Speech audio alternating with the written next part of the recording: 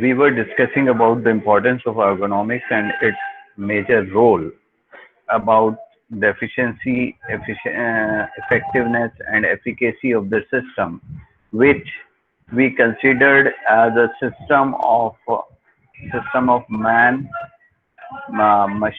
human, machine, or environment. So we were considering these three elements of the system: human, machine, or environment, and we wanted to achieve a higher level of compatibility. That was the main objective of ergonomics, achieving the higher level of compatibility uh, between among human, machine, and environment. So this is a focus of ergonomics drawn in a book of Introduction to Ergonomics by Bridges that uh, we are considering as one of the textbook, Introduction to Ergonomics by Bridger and Human Factors in Engineering and Design by Sanders McCormick. So these two books are listed, which we will consider as our main textbook or support book, which you see over here as in here, Human Factors in Engineering and Design by Sanders and McCormick, and Introduction to Ergonomics by R.S. Bridges.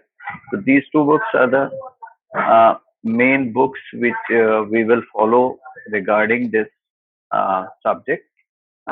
Here we are mainly concerned to achieve the higher level of compatibility with respect to the achieving the higher level of efficacy, efficiency, and effectiveness of the system. So when we talk about the system is um, human, machine, and environment. What we see over here is human, machine, and now in this case, what you see is how the environment is interacting, how we are getting the products, what is an output, what are the byproducts. So when you talk about the output, we want to produce goods and services. We want goods and sorry, go back.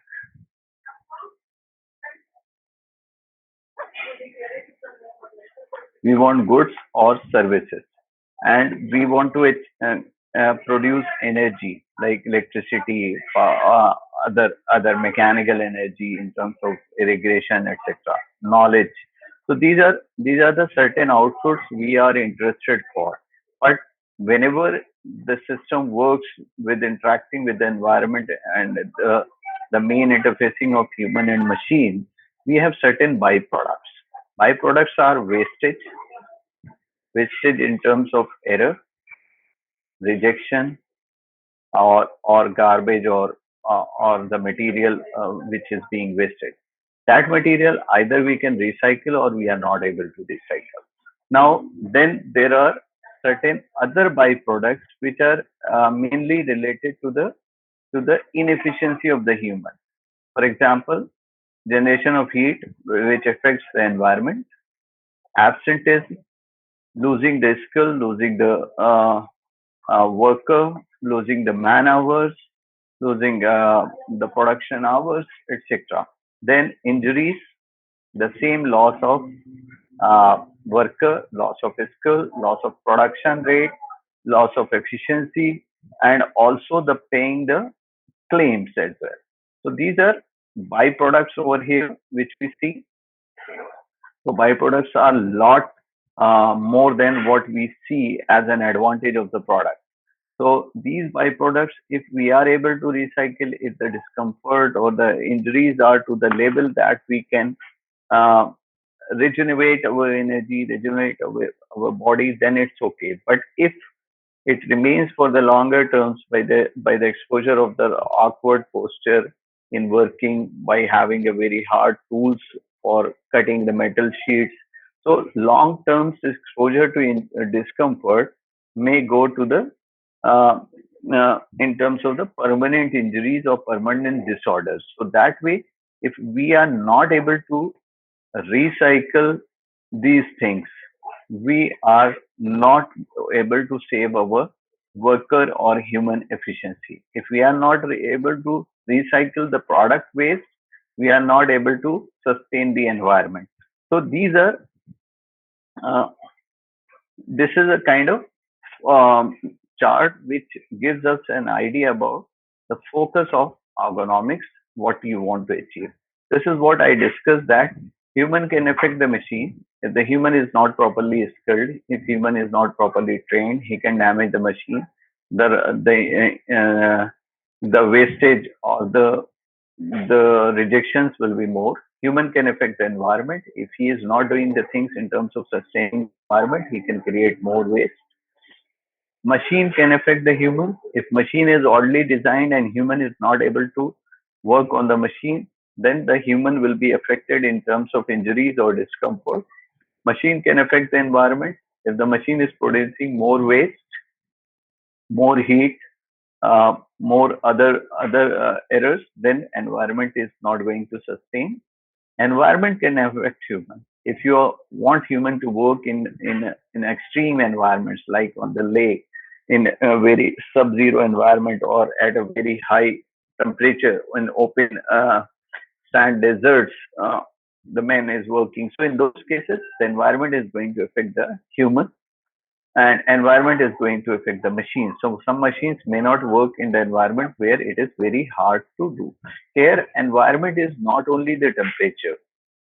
In ergonomics, we are not considering environment as the only thing which is uh, the temperature, illumination, air velocity, etc. Environment is anything the man and machine, human and machine are interacting in its surrounding. It may be another machine, it may be the materials, it may be the market, it may be the socio technical issues, or it may be the government rules, it may be the regulations of the land, it may be the weather. So these are all things, all factors which are considered as environment in this ergonomics. Now here what we see is uh, the the model, human machine interaction model. We are going in that. um, Here we had environment as a outer shell of the system, then human and machine were interacting or interfacing. Now what we see as human machine model. So human machine model is nothing but machine is consisting of displays and controls. So what the machine we call is displays and control. So this is, we can say, machine, and human can be called as sensors and our limbs. So this is human. Human is mainly having their sensors, sensing system, and their end effectors or their mechanism. So this is how machine is interacting with the person. The person sense through the displays, and person's limbs or motor activity is going to react accordingly, so that they can control the knobs and switches or buttons, so that the task may be performed. So performing the task require the human control over the controlling elements, and so that the display will be there where the person can sense accordingly. The feedback may be there there to control this thing. So central processing system may be your brain, and nowadays being the implementation of artificial intelligence, sometimes human is being replaced by AI or machine learning, etc. But at the moment we are talking about the interaction of human with the machine. So this is what you are calling human. This is what we are calling machine. Now the machine is producing a task or output, maybe in the form of display. Then what is being done here? The human has certain factors which may account for the performance of the system. And those are age, training provided, motivation, mental and physical abilities, workload. These are certain factors by which human is motivated or human is uh, uh, capable with his or her abilities to perform the task. And these are displays by which machine is learning. Now, this whole interaction of human and machine is being affected by what we call environment. So this is what we have, human machine interface, which is affected by the environment. So now environment can be light, thermal conditions, noise or vibrations. These are the major general environmental factors which we call illumination, noise, temperature or weather. Now there are other environments like workplace design, what kind of workplace it is, posture, immediate environment is like other machines, other products, other arrangements of the system. So environment is not only limited to temperature, noise, or illumination. It has many other things over there. Or there may be some other factors like socio-technical factors, governance of the place, etc. So this is what we are looking here as human machine model. Now, this ergonomics is a multidisciplinary in nature, and we require some basic knowledge of certain sciences which are important for getting a or becoming a better ergonomics. These are anatomy and physiology, the basic science. They are also working in this area. Psychology, because as I've explained you that the foundation of human factors engineering is based on psychological factors or cognitive engineering. Then engineering, because system design, tool design, equipment design, all falls in engineering design. Medicine, like therapy, care, maintenance of human, and their rehabilitation all require the health sciences approach. Anthropology, the development of uh, the humans, etc.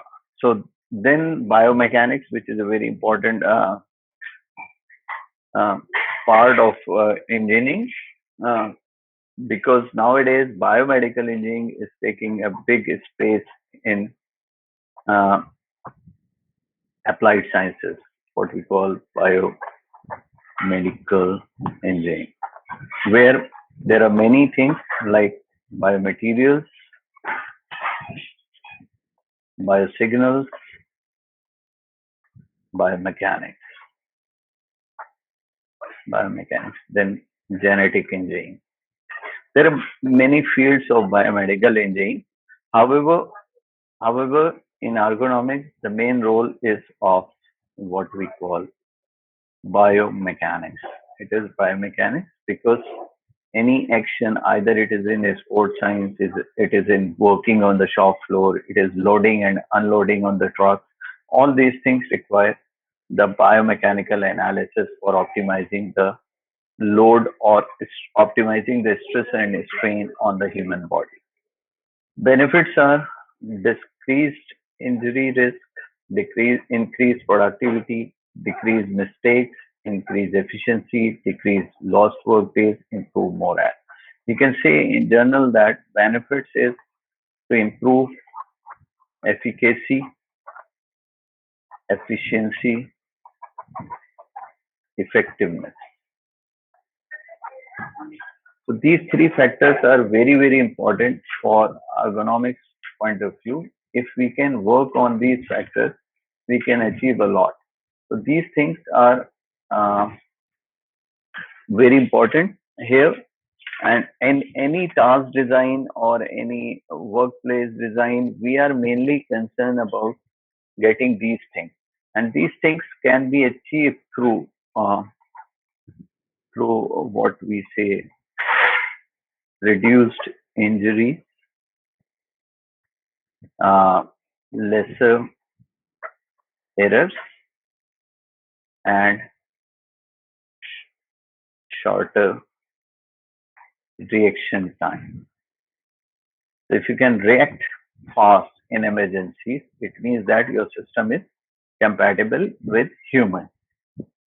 If you are not able to react, for example, we have a red color emergency stop switches on knobs or bigger knobs on the machines. So in emergency, you are accustomed to press red button. So you go to the red button, you press it, and you get the response of shutting down the machine or the whole production line. So that is a kind of creating a compatibility. For example, switches in India or in Asia, we keep on by pressing downwards. So this is a kind of our nurturing habit. So that way we learn the system and we take the advantage of it. Now, these are improved morale is one of the factors that we can have. Uh, um,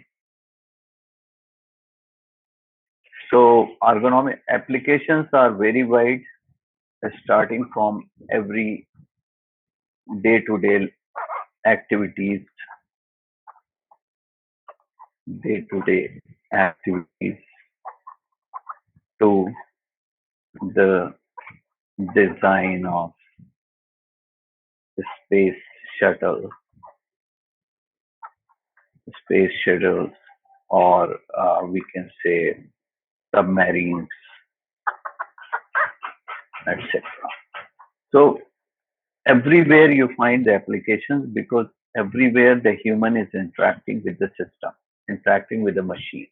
So we can, but basically looking at what we generally call as industrial ergonomics or occupational ergonomics, we generally take care about tool design, workstation, material handling limits, visual and auditory task design, noise and vibration control, and also illumination control. Because if it is a area where quality control or some study work is to be done, it is an office, so we have to design the lightings in such a way that there should be lesser glare, lesser discomfort in reading and writing work either on paper or on the computer system.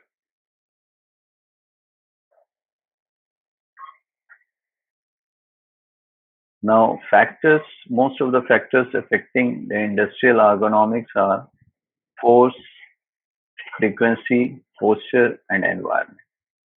Take the example of force,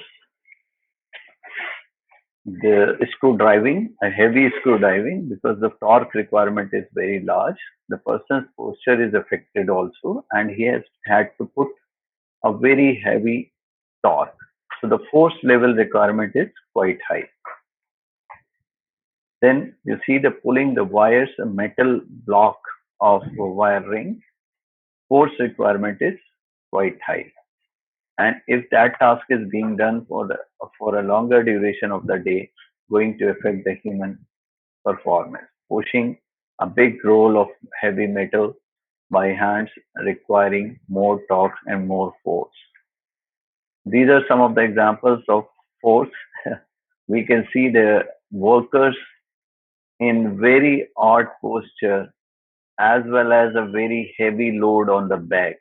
This is very pathetic, but it is in most of the Asian countries. The workers are loaded with unnecessary loads. Generally, for lifting, it is allowed a 25 kg weight of a bag, but we are following 40 kg or 50 kgs bag in the market, which the workers are loading and unloading on the trucks, on railway uh, wagons, etc. So you can generally see the bag size of 40 to 50 kgs, but in European standard, it is not allowed more than 25 kgs big. Now, see the examples of postures. Working overhead in car repair. When the shoulder is abducted, abducted means it is away from the body. It is lifted upwards. If the shoulder is abducted, then it is contribute to the discomfort in neck, shoulder, and back. See, working in a very, very odd posture So these are some of the examples of postures. You can see the posture working on overhead structures, working underneath the car or some other repairing work. These some of the examples from your illegal local industry. Person is sitting in this very odd posture throughout the day and working on buffing or polishing tasks. You can go to any of the illegal industry and you can find these kind of activities being done by workers for 8 hours or 10 hours a day. If you inquire them, they will tell you about their level of discomforts in lower back or in neck or the shoulder. Repetition. If the task is very lightweight, but is repeated at a very high frequency, 10 to 20 uh, cycles per minute, then it is going to harm the person or going to develop the pressure at the wrist or towards the limb or the towards the joint which are being engaged and that particular task. Sometimes there is a one problem called as carpal tunnel syndrome. It is a basically entrapment of the nerves in the wrist, which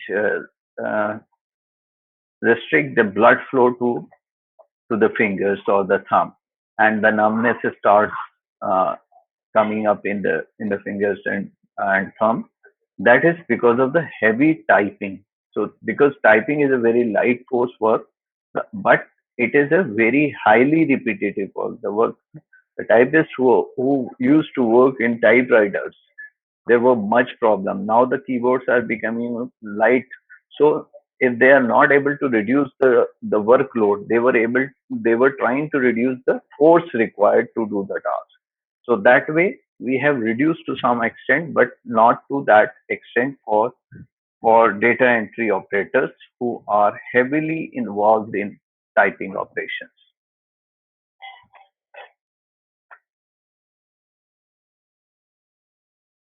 See, on the roadside, you can see metal cutters. You can see gypsies doing this kind of job.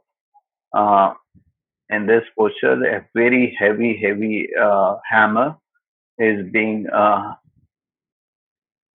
used for cutting the angle irons or doing some kind of welding work. So in this case, repetition is high as well as force is high. So this is a kind of combined effect, combined effect of more than one factors, which is going to harm human body a lot. These are some of the commonly known injuries in ergonomics, which are related to occupational ergonomics or occupational injuries.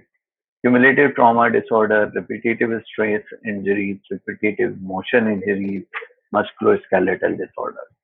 Most of the time, these are the same thing. These are synonym to each other, but some countries call it CTD, some countries call it MSDs, sometimes it is called as WMSDs, which is nothing but work-related musculoskeletal disorders.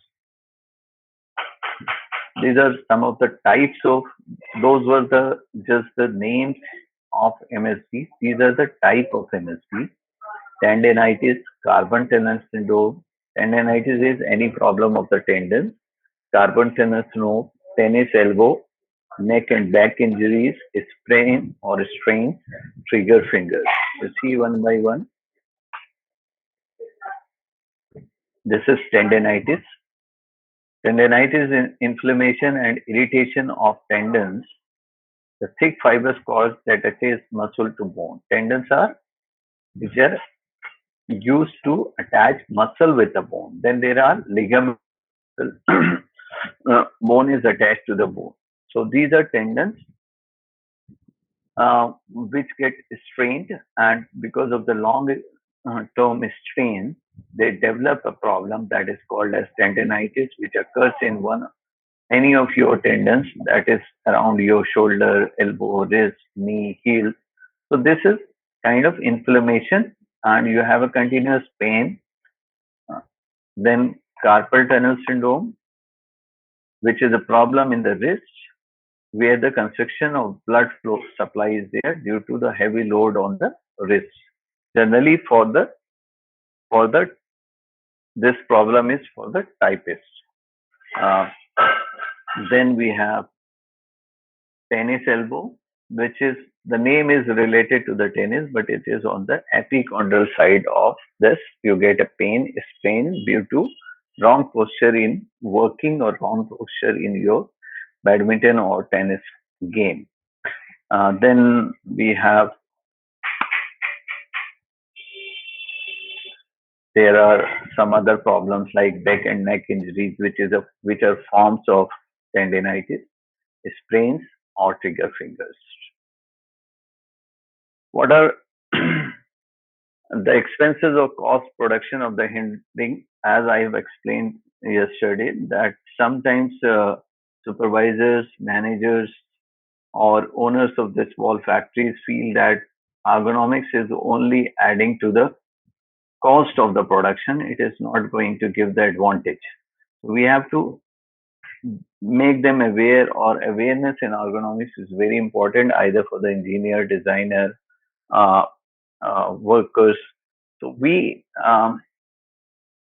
generally call a term as,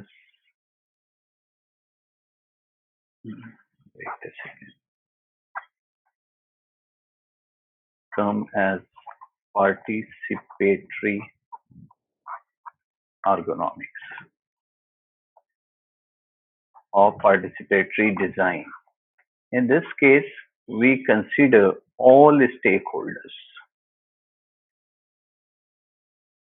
holders as part of design team. For example, you are going to design a trolley, or you are going to design a rickshaw. Then in that design team, you must engage everyone who is a stakeholder. For example, user, engineer, manufacturer, marketing person, salesperson, you can say repairist, you can say rickshaw puller or trolley puller, or their travelers. All stakeholders must be the part of your design team. That is called as participatory ergonomics or participatory design. This is very, very important terms nowadays. Otherwise, we are not able to cope up with that particular situation.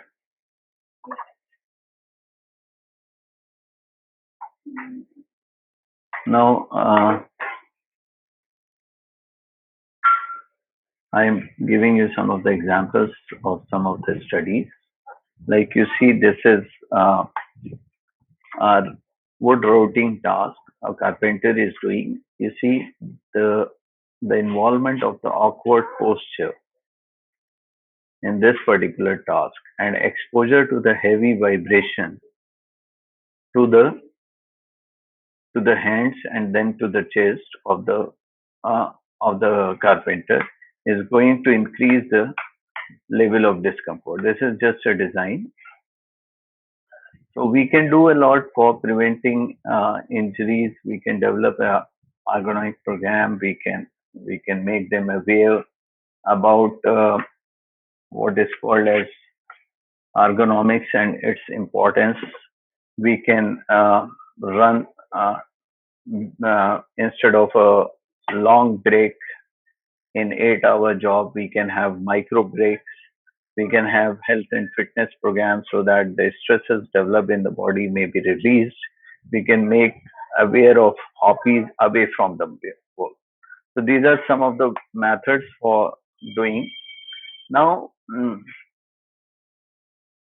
the term modern ergonomics comes with the involvement of the system design. Modern ergonomics is nothing but the ergonomics which contributes to the design and evaluation of the work system, where we not only design the system but we evaluate it with respect to the old working and the the new design involvement. There we consider the system design.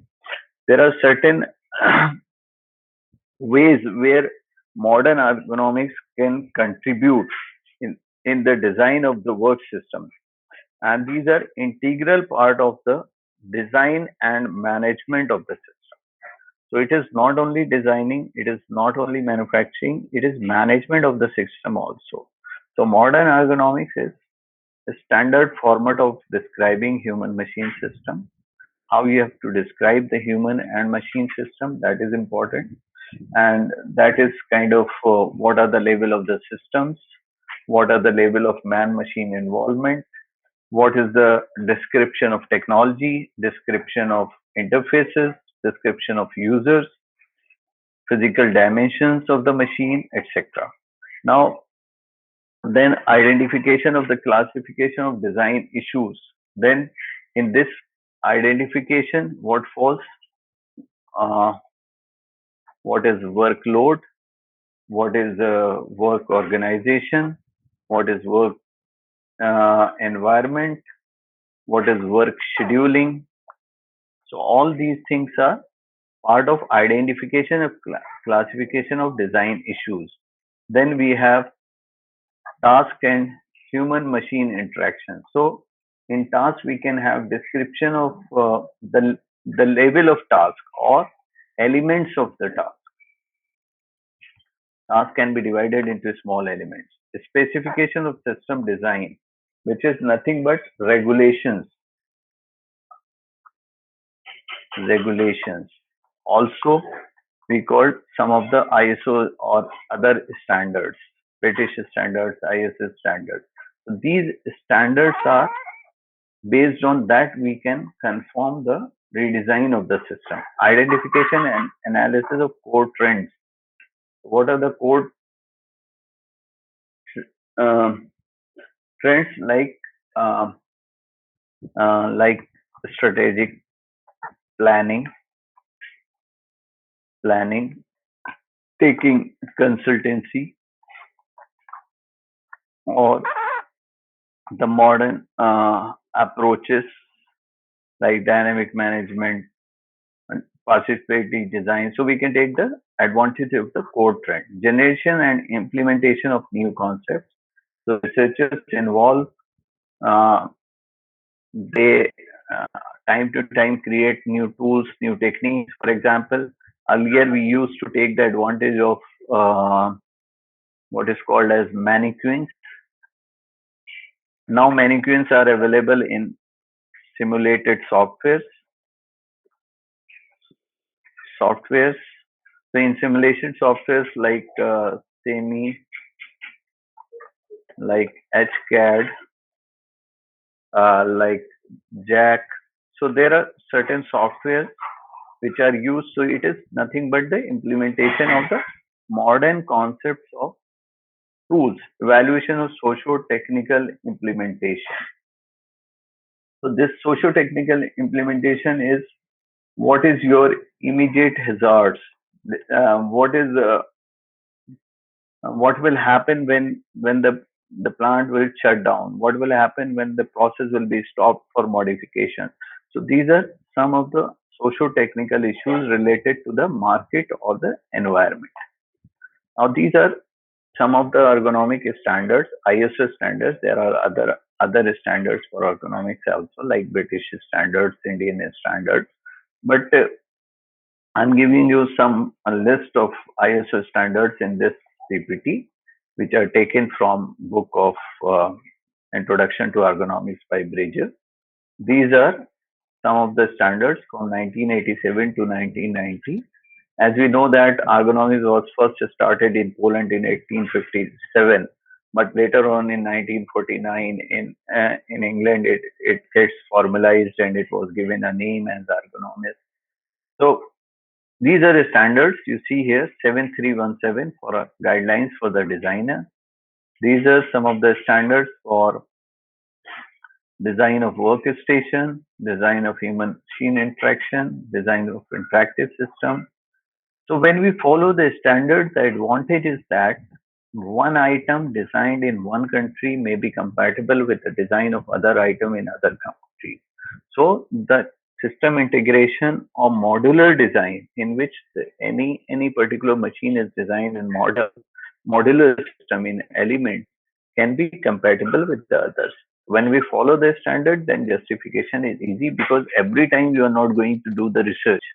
Every time in designing, you are not going to perform a new experiment for evaluation of uh, positive or negative effects of your changes, but you have to see what others have done in this case. So these are standards which help us to find out certain solutions to certain problems. Ergonomic design for office work, ergonomic design of control centers, determination of metabolic heat production, office and visual discomfort. So now see some more standards. Design of signals. Signal detection theory is itself one of the subtopic of ergonomics, which is very important because we will learn it later on, signal detection theory, because we have to reduce the signal to noise ratio. So noise should be lesser and signal should be higher dominating value. So signal should dominate so that the noise cannot uh, suppress the signal information. Now, then we have other thermal standards for ergonomics. We have principle of visual ergonomics. We have for noise. So these are some of the standards. Going back, there are cost-effective plans for ergonomics. We, as I have already discussed, we have to achieve the efficacy, whether the application works under ideal circumstances. We have to achieve the effectiveness. We have to achieve the efficiency. Cost benefit models and prevention is better than cure. These are two objectives for achieving effectiveness and efficiency. So these are the ways by which you can implement it. What are the cost benefit model? There was a model given by Oxenberg, productivity model. In this, you can calculate daily wages cost, you can calculate indirect cost. When we know the cost involved in the work, we can reevaluate the system whether it is going to contribute, the ergonomic interventions are going to contribute in terms of your performance, in terms of your cost involved, or it is going to add to the production. So basically by ergonomics, we are going to improve productivity, lesser errors, lesser injuries. So these are three basic objectives: productivity, lesser error or rejection, or lesser discomfort or injuries. So these are the things. When you see about some of the examples worldwide, these are two examples I'm showing here for the implementation of ergonomics. In Goodyear, accident rates before and after ergonomics program was implemented. It was implemented in 1986 and the reduction was in plant 1, 4.5.9 and in plant 2, 8.9 to 2.6. So these were the accident rates before and after implementing the ergonomics program. This is one of the example of Goodyear. Now see, this is another example of quality and productivity comparison of car assembly plant. In this plant, your General Motors had invested a lot of money for automation. But what we see here is that there is no much contribution of this towards the defects or productivity. Contribution was very high here, but effects were also high. Productivity was high, but not uh, this comparison to other plants which had not invested too much.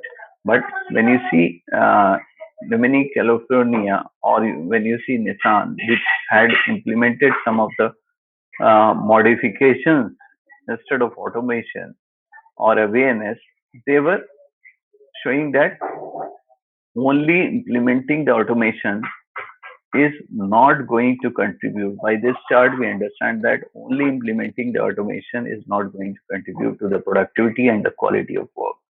So neither we are going to improve productivity nor we are going to improve very much quality until unless we create the concern about the quality, concern about the production, concern about the human behavior. You see, meat packaging industries in earlier time, you see the Henry Ford's production line much later.